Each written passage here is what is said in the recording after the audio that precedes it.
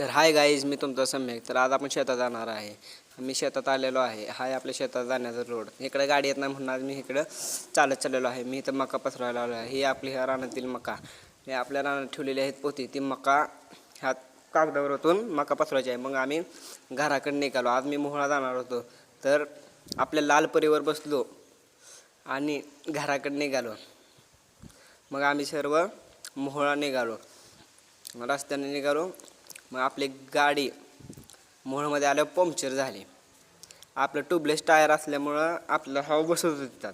मग कशी हवा मारली आणि आम्ही निघालो घराकडं. मग गाडी तरी हवा उतरत होती. आम्ही 5-5 मिनटाला हवा मारत होतो थांबून. हे गाडीच्या टायराची कंडिशन अशी होती. तरी आम्ही निघत होतो, गाडी चालत होती. मग आम्ही यावलीपाशी आलो. यावलीपासला खूप रोड खराब होता.